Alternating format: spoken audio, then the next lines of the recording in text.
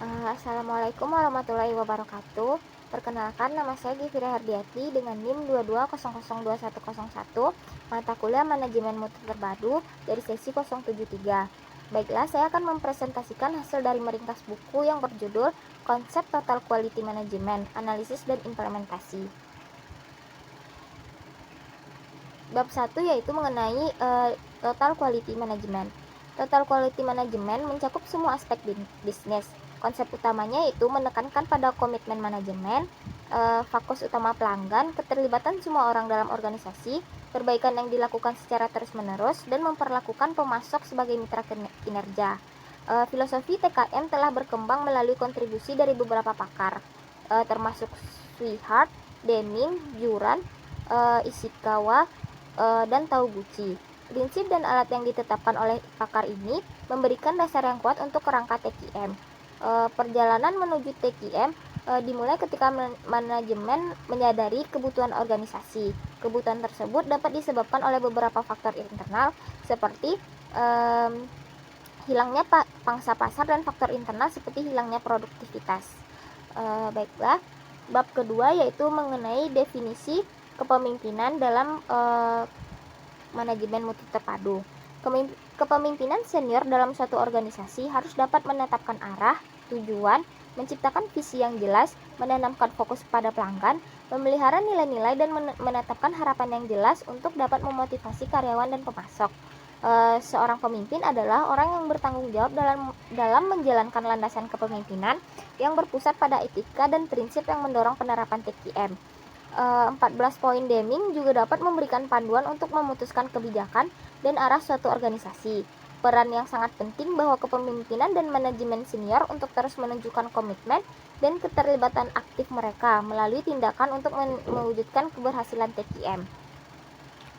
Baiklah, bab 3-nya yaitu mengenai kepuasan pelanggan. Sebuah organisasi ada karena pelanggannya. Kepuasan pelanggan merupakan suatu bukti keberhasilan penerapan TQM. Kualitas didefinisikan berdasar perspektif pelanggan. Total Quality Management berfokus pada pelanggan eksternal maupun internal.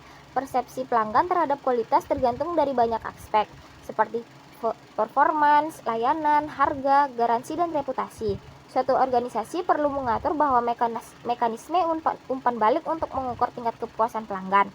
Mekanisme ini dapat dilakukan dengan menggunakan kartu komentar, kuesioner, survei kelompok, dan fokus kunjungan pelanggan. Banyak pelanggan cenderung membeli produk atau layanan lagi apabila keluhan mereka didengar dan kemudian dengan cepat diselesaikan. Yang keempat yaitu mengenai definisi total productive maintenance, yaitu TPM. TPM adalah hubungan kerjasama yang erat antara perawatan dan organisasi produksi yang dilakukan secara menyeluruh guna peningkatan kualitas produk, mengurangi waste, mengurangi biaya produksi, meningkatkan kemampuan peralatan, dan pengembangan dari keseluruhan sistem perawatan pada perusahaan manufaktur. Salah satu metode pengukuran TPM adalah OEE. OEE itu yaitu Overall Equipment Effectiveness. OEE digunakan untuk mengukur secara menyeluruh dengan cara mengidentifikasi tingkat produktivitas mesin atau kinerjanya.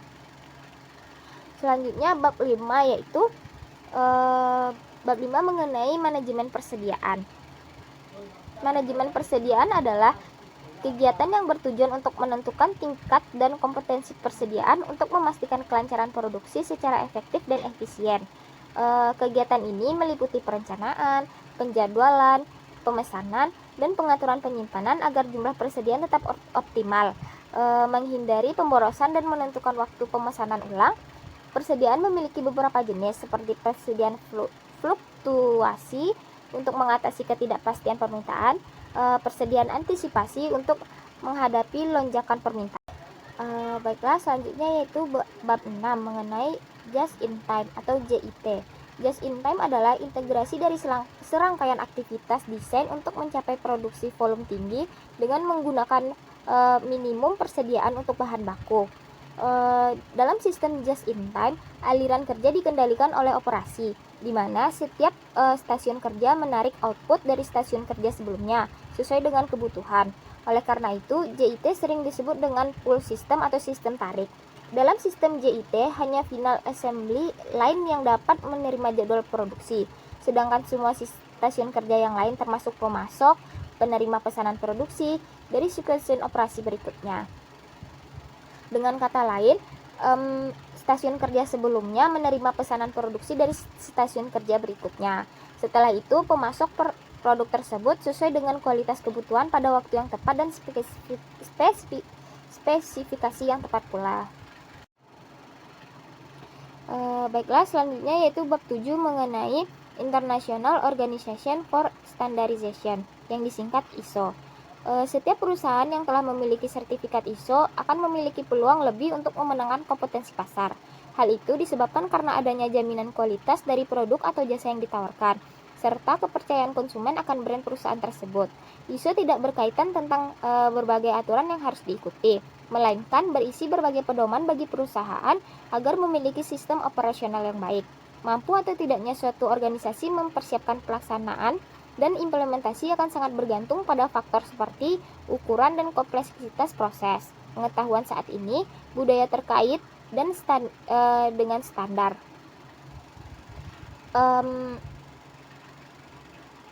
Selanjutnya yaitu bab 8 mengenai statistik proses kontrol.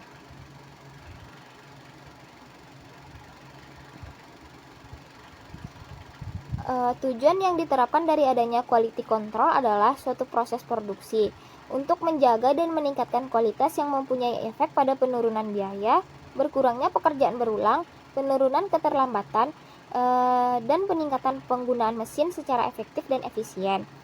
Pengendalian kualitas statistik mempunyai cakupan yang lebih luas karena terdapat pengendalian proses statistik, pengendalian produk atau dan analisis kemampuan proses. Selanjutnya yaitu bab 9 mengenai benchmarking. Benchmarking adalah suatu proses pencarian secara kontinu untuk berbagai ide dan metode baru, praktik dan proses, serta salah satu usaha mengadopsi praktek-praktek atau mengadaptasi fitur terbaik dan menerapkannya untuk memperoleh hasil terbaik dari yang terbaik.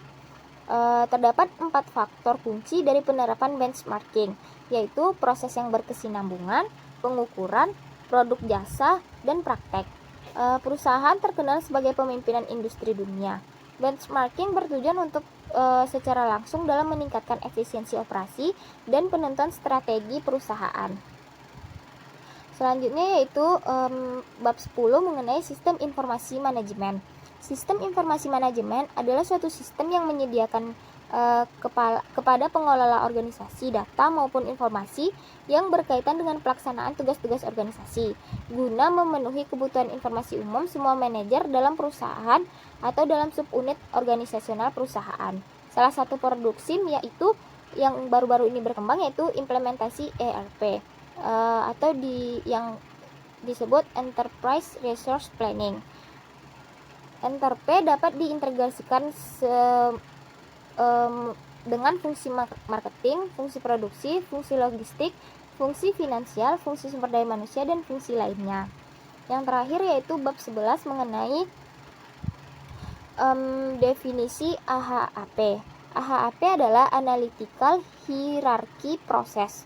Metode Analytical Hierarchy Process dikembangkan oleh Thomas L. Satie. Analytical Hierarchy Process adalah sebuah metode kerangka untuk mengambil keputusan dengan efektif atas persoalan yang kompleks dengan menyederhanakan dan mempercepat proses pengambilan keputusan dengan memecahkan persoalan tersebut ke dalam bagian-bagiannya. Menata bagian atau variabel itu melalui susunan hierarki, memberikan nilai numerik pada pertimbangan subjektif tentang pentingnya tiap variabel, dan menginterpretasikan berbagai pertimbangan untuk menetapkan variabel yang mana memiliki prioritas paling tinggi dan bertindak untuk mempengaruhi hasil pada situasi tersebut. Baiklah, mungkin sekian dari hasil presentasi saya mengenai meringkas buku. Sekian dari saya. Jika ada kata-kata yang salah mohon dimaafkan. Assalamualaikum warahmatullahi wabarakatuh.